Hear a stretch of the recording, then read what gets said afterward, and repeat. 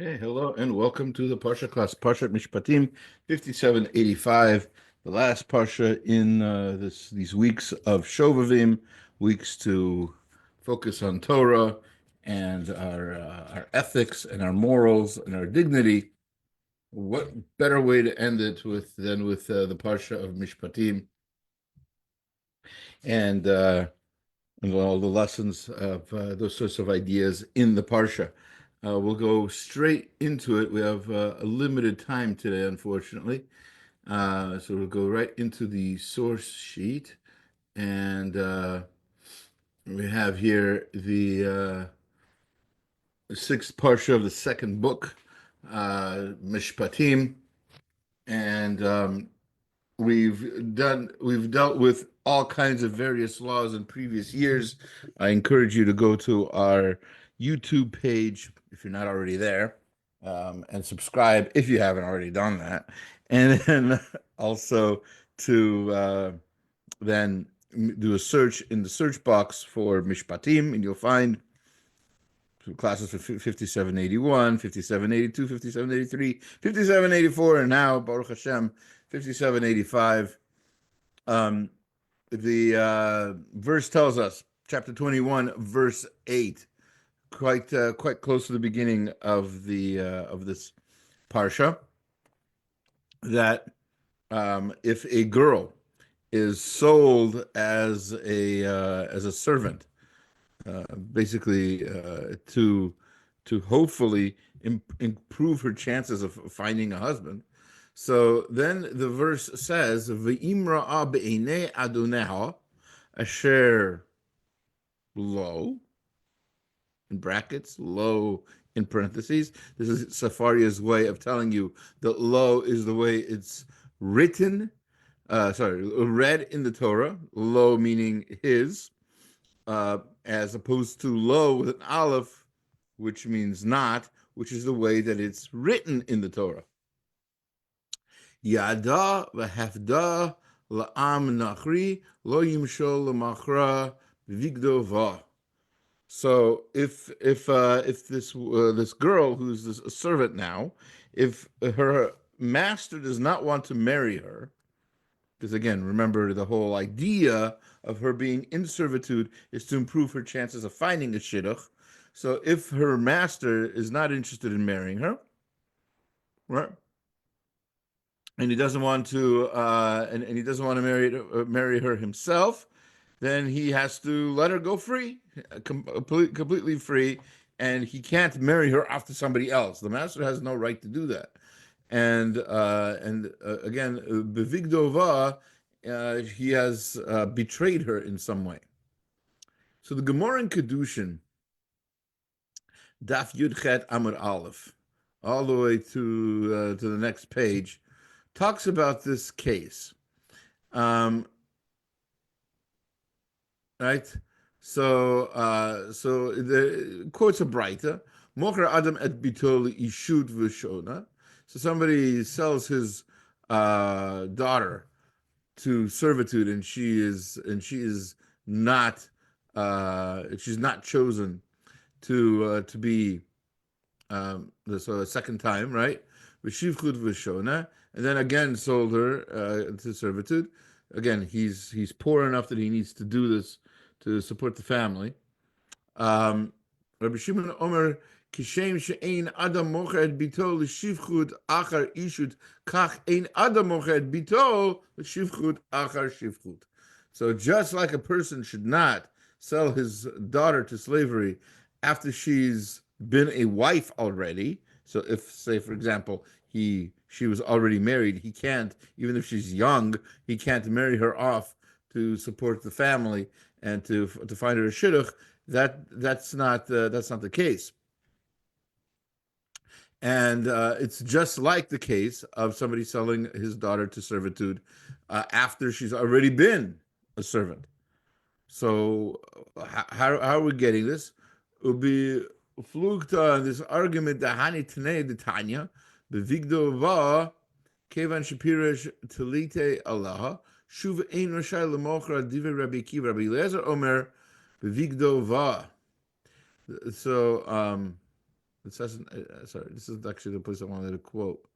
Um, cute. Uh, uh-huh.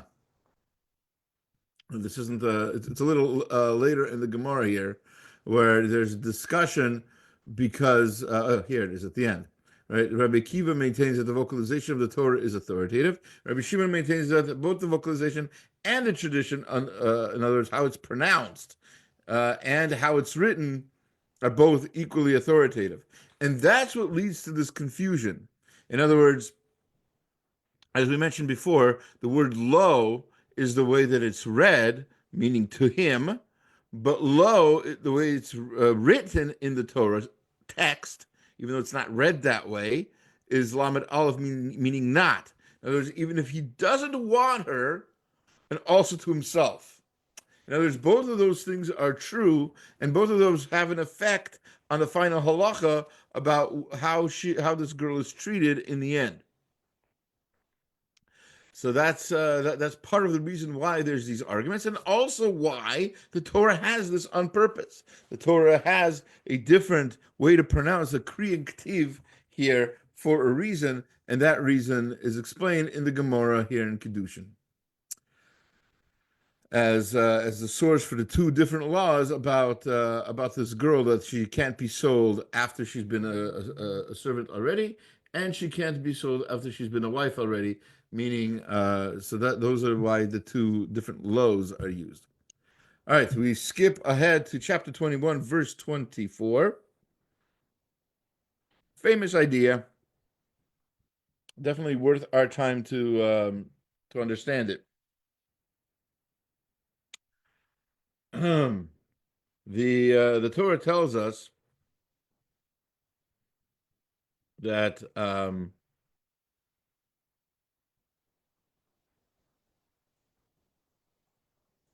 sorry, yeah. So 21. Here we go. I'm in the wrong place. All right, 21-24. There we go. Ayin tachat ayin, shein tachat shein, yad tachat yad, regel tachat regel. The famous phrase of an eye for an eye, a tooth for a tooth, hand for a hand, a leg for a leg. And we know never in the Jewish court's history, has there ever been a punishment where you lose a leg, lose an eye, lose a tooth as compensation or as retribution for some sort of behavior of yours.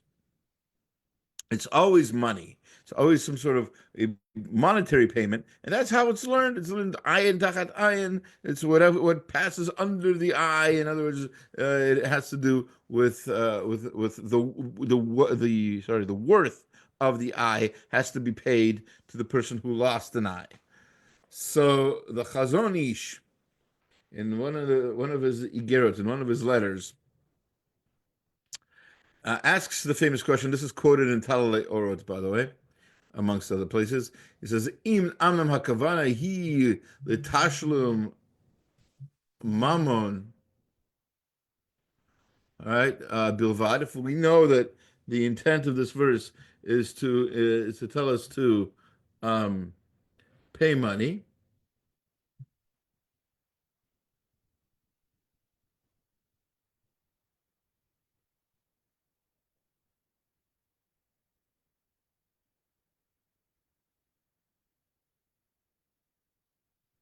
then why are we saying eye for an eye? It just leads to confusion.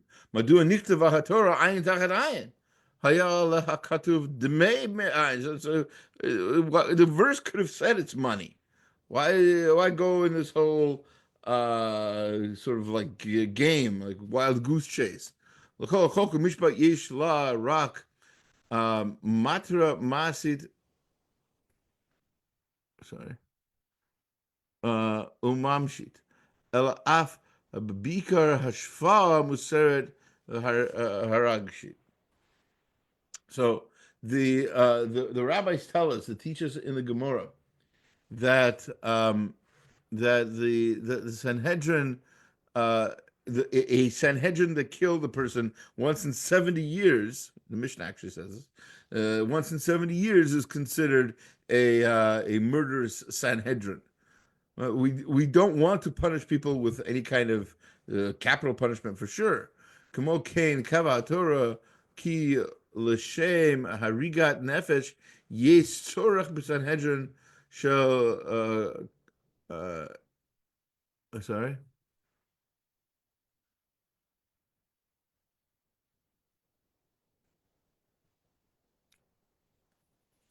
All right. So so what he says is the Torah could have made it much more clear by telling us that it's financial payment. So the reason he says the ki zot hadat din harigat rotzeach lo ba rak kedei lamdenu et dino mishpato shel rotzeach ve'et ofen harigto. What's the point of all these punishments? Why do we do them at all? Eligesh bo kedei legalot lano et kol ma chasa Torah al chiyuv shel adam. The whole point of the Torah telling us this, not because we're going to be murderers, not because we're going to be hurting other people. The point is to teach us how important it is not to do these things, how important a human being is, how dignified a human being is, how we shouldn't play around with their dignity by hurting them, right? Afilu im medovar mechayev shel rotzeach harag nefesh b'Yisrael. Zehu inyan halashon ayin tachat ayin. Here he says, and here's the real reason why it says eye for an eye. Shekatva Torah al hapogeb ene shel chaveru. Somebody hurt somebody else and took out their eye. Afal pisha kavanato ledamei ha'ayin lo la'ayin mamish. You should really think, I deserve to lose my eye for this. I took out somebody else's eye. And then that money that you're paying isn't really compensation. It's to take the place of that eye that you really should lose for this terrible thing. Loshen tekifa nimratzat zu ayin tachat ayin yesh ba kedei lahamchish v'chazak beitar b'eit hanefesh ha'adam v'tachamura sheba roa haTorah et hamasa. This is teaching us how important, how significant the Torah sees this this act, and that's why we don't do it, and that's why it says eye for an eye. V'hi poelet al haregesh anushe al yidei rigshe kodem ve'emun. So kodesh ve'emun. The whole focus is the faith that we have in Hashem and the desire to be holy, and by doing so, we'll avoid this terrible thing. This terrible thing of hurting other people. All right, so the next few verses we're going to read sort of together. There's quite a few verses, but you'll see why we're not just picking one. We can't see one in a bubble, because all of these are actually quite related, as we'll see in our sources today. Okay, so the Torah says, "V'chigigach ishor et ish or et isha." If an ox gores a man or a woman, a mate, and they die, so kol yisakel hashor, that ox needs to be killed. V'lo yachel et besaro, it can't eat its meat. Uval hashor naki, and the owner of the shore is exempt. He couldn't have known that this seemingly innocent ox would do such a thing.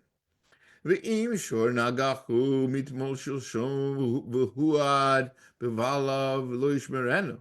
But if this particular shore, this ox, has been has a history of this kind of violence, right? Then and the owner didn't guard him, didn't guard people from his from this kind of malice. V'hemid ish or isha hashor yisakel uv'gam balav yumat.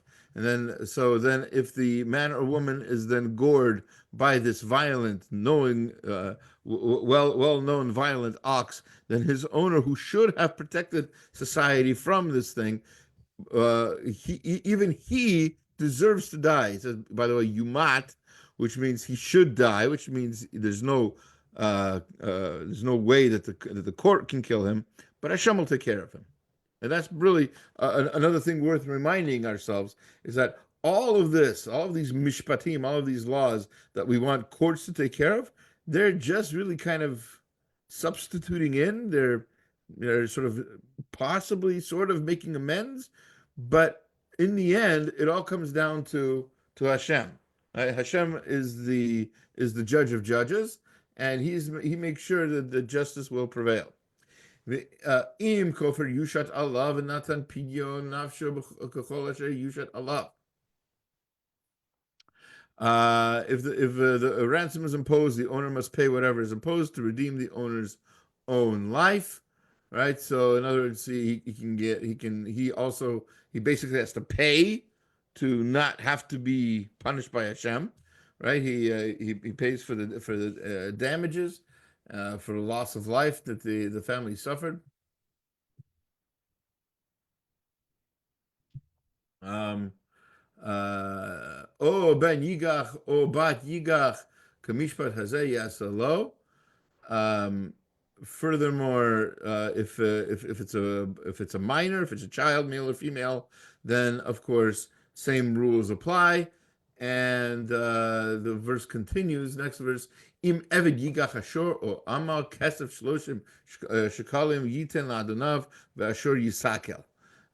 So if this ox gores a servant, then we're stuck with a situation where the owner is now entitled to pay for whatever loss that the owner of that servant had.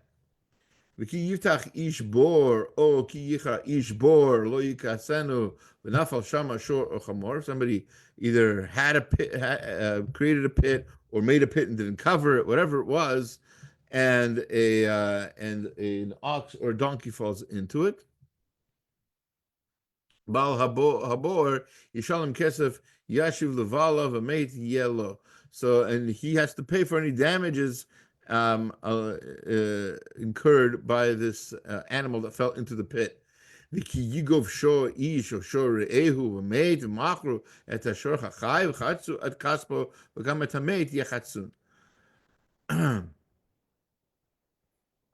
All right, when any party's ox injures a neighbor's ox and it dies, they shall sell the live ox and divide its price. They shall also divide the dead animal. So basically, there has to be compensation for if my ox hurts your ox. There has to be some sort of compensation for that. Oh no, the kishor nagahu mitmol shom. But if this ox again is regularly violent, and the owner didn't guard him, didn't stop him from doing this, shalom yishalom shor tachat shor made yellow. In this case, the owner of this ox has to pay the entire value instead of just half. Ki yignov ish shor oseh. There's a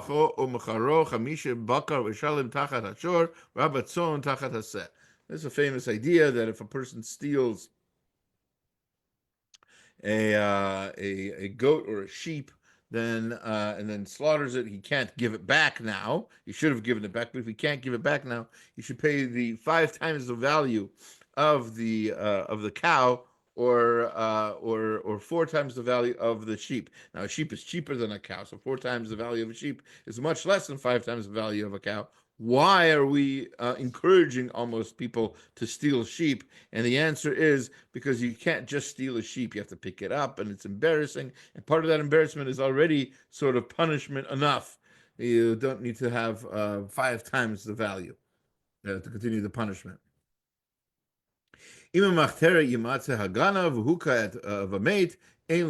Somebody's tunneling into your house, and you protect your property from such a person who seems to have planned out very well and is very invested in stealing from you. Such a person might not give up and would fight to the death, and so that person can be killed and without any kind of repercussions to the landlord, to the landowner. Im zarcha hashemesh alav damim lo yishalem yishalem im ein lo nimkar begnevato. So, but it's different if it's clear as day that the person did not mean to cause anybody any harm. The Gemara has a strange example of a father trying to, and I think Rashi brings this in the Chumash, a father trying to rob his son by tunneling into his house. So, although he's very invested in this whole tunneling business, he's not going to fight to the death. He's not going to fight his son to the death to steal from him. Imi matzeh tamatzeh biyado agdeva ashur or chamor ad chaim shnayim yishalem. So again, if it was stolen, whether it's an ox or sheep or a donkey, and it's found alive, then the person should pay double, right? Not 5 times, not 4 times, just double. Again, because now it's been stolen and has been found in his hands. Ki yivar ish sadeh ocher mishalach biira be'er b'zdei acher metav sadehu metav karmo yishalem. So here you have a field, and you let your animals go crazy, do whatever they want in your field. You're doing it's 2025, so you're being one of those parents who never punishes your pets or whatever. So these animals are going crazy and they're destroying your neighbor's field. You have to pay for that. However, ki eish umatzak kotzi minach al gadish or kama or hasade shalem yishalem hamavir et habeira. So, but if we're talking about a fire, that's a completely different story.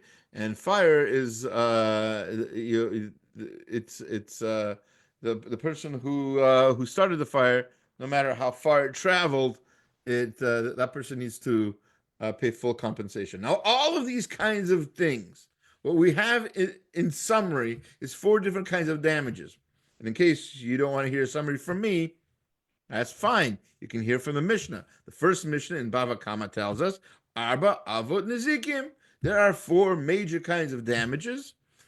Hashor, V'habor, V'hamave, V'hahevet. So, again, an ox, a pit, something called a mave, and basically which means an animal trying to, let's say, eat something and destroying something by chewing on it. And the last category is the fire. So, all right. And the Mishnah then says both these things, there's differences and there's similarities, and that's what the Mishnah then goes on to say, and the Gemara goes into even more detail on that. If you're interested, definitely worth the read. Now, what's fascinating though, so we've got these 4 different kinds of damages. Says the Khatam Sofer, these 4 different kinds of damages, they mean something even deeper than that. And he starts off by talking about the gematrias and all kinds of Rosh Tevot. It's a great piece. But then what he goes on to say is that all of these kinds of damages also indicate something positive. And this is something that I try to stress every once in a while when we're giving these classes.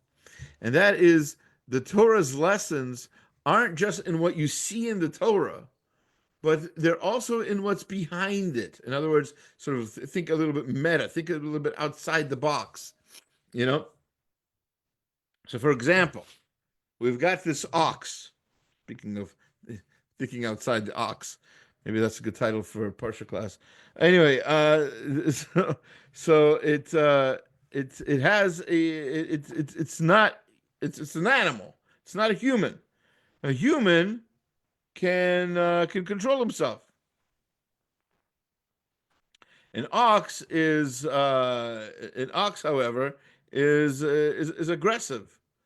And there's a place to be aggressive, right? There's this idea of sort of the Gemara. He quotes the Gemara in Avodah Zarah. It talks about our commitment to Torah, to like push and be strong about Torah. So that's what an ox can do. So we can learn from that, right? Furthermore, there's the be'er, which is a well or a pit. A be'er also needs to explain because we're plumbing the depths of the Torah like getting the water out of the well, right? And it's and the idea. Sorry, here we go. Right. Um, so he says that these this well encourages us, teaches us how important it is to be as like a source of blessing, right? A source of other things like the be'er is. And then the maver is a different kind of damage. Of course, this is he quotes a verse pasuk in Ovadia of all things, the book of Ovadia, one of the Treyasar, right? So he says, Nivu Matspunav. So the word Nivu means to to show, to reveal. And this shows the ability that we have of once we've dug into Torah and once we've pushed ourselves to learn more Torah, we have the ability to express, to that's kind of what the word means, to reveal, right? The secrets and to teach it to others. And last but not least, we have Aish, right? Aish is the one you'd probably think that what can we learn from Aish? Aish is damaging. Aish is hard, but the fact is, Aish is also in some ways a source of life. The Gemara, he quotes the Gemara in the Dorim. It talks about how Gehenna is a fire. Of course, it's not literally necessarily a fire, but it's a fire, and the same fire that burns and punishes the people who deserve it is also that same fire sort of enlightens and brings life into the lives of tzaddikim. So again, we have the point here being that Hare Arba Avot, these four categories of damages, you should meromzim kan. They hint to a positive thing, that these are all lessons in how we can learn more Torah and grow and do positive things with the strength that Hashem gives us. Okay, let's skip to ah, beautiful. Right. So the last verse in chapter 22 says, Anshe Kodesh Tiyun Li, be holy to me, be a holy people to me, a holy, people. Ubasar Hasada Trefa Lo Tochelu, do not eat food that was animals that were sort of destroyed and killed in the field. They weren't shechted correctly. Lo tochelu lekelev tashlichonoto. Throw them to the dogs. And there's we've talked about in the past how there's a lot of lessons we can learn from the dogs, etc. I think I had one of my Parsha videos from back in the COVID years was me and my dog there. Lo tisa shema shav. And the next verse, first verse, chapter 23. Please give me one moment.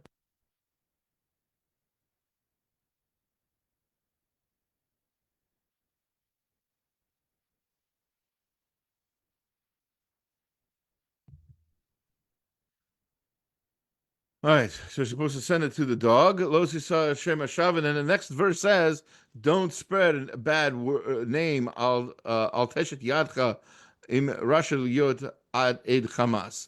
You shouldn't join with evil people to do bad things, to be a bad witness. So the Chafetz Chaim towards the end of Shmirat HaLashon goes through every parsha in the Torah and sees lessons in how and against lashon hara in each parsha. So in terms of this particular parsha, Mishpatim, he uses this verse again. Lo tisah shem hashav, do not spread a bad report. Amar Chachmeinu Zal, our rabbis teach us in Pesachim. Kol misaper lashon hara, anybody who speaks lashon hara, ruil hashlicho leklavim, he's worthy of being thrown to the dogs. Remember the last verse of the previous chapter, and the very next verse, the last verse is about dogs, throwing meat to dogs, and then it says, don't speak lashon hara. So what's the connection? Dogs, lashon hara, what's going on? So one connection is, he quotes from the Gemara, that somebody speaks lashon hara deserves to be thrown to the dogs. Pshutahu, and this is obvious. Hold on a second. Did I skip something? Shneimar lo tiseh shem hashav v'keri be lo tiseh shem hashav simuch lekalev tashlichu noto. Pshutahu, this is obvious. Ki darko shel kelev tamid lagbia b'kol ulahavit. The dog always barking. L'pamim gamlin shoch lemishi sheyavor lefanav. The person who's taking care of it. Afilu im oto ha'ish holech lefi tumo. So even a person just walking, not minding his own business, might get barked at by a dog. Kain derech bal lashon hara lekalkel b'kolo al hakol. The same is true about the voice of the person, the speaker of lashon hara. That person doesn't care about the person. You could be minding your own business. You're not doing anything wrong, and they'll still be talking. They'll still be slinging mud at you for no reason. Al kulam hu motza avlut uvaze otam. They try to embarrass everybody. Al ken rui hu shehu yushlach lifnei klavim. This kind of person should learn a lesson from these dogs.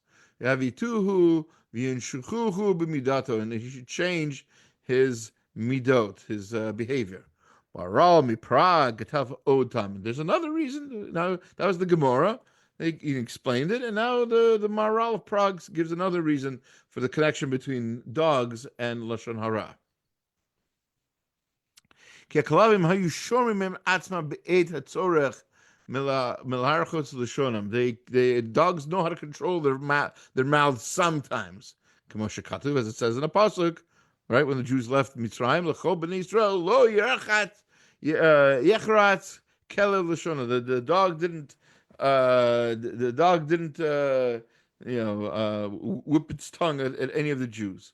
Who asher chalak lo H-Shem bina dat lo yuchal hatzir et yitzro mizeh aken who grew mizeh bal sefer charedim. So then another reason, the third reason why there's a connection between lashon hara and dogs, the sefer charedim in chapter 7 there. Katav b'shem hamukabalim, writes in the name of the Kabbalists. There's a little Kabbalah here in today's class. Apayimim nishim oto lemala migulgal nishamato bekelev.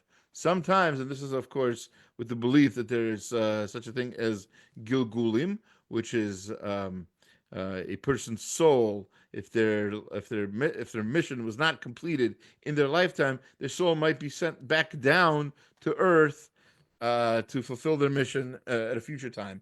And this source says sometimes because of the person's bad behavior, if a person speaks lashon hara, they might come into in their next life, they might come in as dogs. This is kind of there are different opinions about, first of all, Gugulim altogether. But even if we believe in Gugulim, there are those who say that there's never a time that a human soul would come back as anything but a human. All right, last but not least, chapter 23, verse 8 says, "Shochad lo tikach ki hashochad yaver pikchim v'yisalef divrei tzadikim." Do not take bribes, because bribes are able to blind people and are able to change the opinions of good people. And we don't want that. We want to be honest. We want to tell the truth. If something is wrong, we don't want to be bribed to think otherwise. Says the Gemara, Ketubot, towards the bottom of 105a. And there's a lot more than this. I'm just cutting and pasting here a little bit. Hani mili b'tila. No, sorry. B'shakel b'torad shochat. Hold on.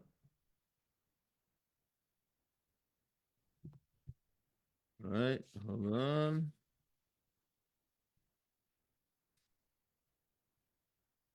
Yeah.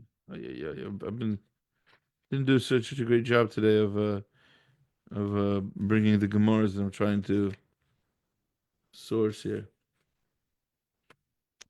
Right, we're short on time. Let's look at the English here. The Gemara answers, this applies to only when one takes money in the form of a bribe, even if he does not intend to pervert the judgment. Whereas Karna took the money in the form of, okay, so we're talking about this person named Karna who was paid to listen to a case, and there's a question of whether that's considered a bribe. The Gemara asks, but is it permitted to take money from litigants in the form of a salary? Didn't we learn in the Mishnah, with regard to one who takes salary to judge cases, his judgment doesn't count? So the Gemara answers, this only applies when he took the money as compensation for judging, right? Again, he's being paid for his time. He's there. So a court should also have to be paid. Is it permitted to take money as compensation for unemployment? So isn't it taught ugly is a judge who takes a salary to judge cases? His however, his judgments are valid. The Gemara explains, what are we talking about? What's that Breita talking about? If we say that it is referring to one who accepted money as his compensation for judging, are his judgments valid judgments? But didn't we learn also in the Mishnah, with regard to one who takes a salary to judge cases, his judgments are void? So if they're void, then they're not valid judgments. Which way is it? So the answer is that he would be otherwise, if he didn't take this money, he'd be unemployed, and that creates a certain kind of ugliness. The Gemara then goes on to all kinds of different cases of where how much was paid. There's one case where somebody, the judge asked a person to do him a favor to get water from a well for him, and then he was going to judge his case. So even that is considered a bribe. We're very, very serious about this, very sensitive. The Torah is very sensitive to the idea of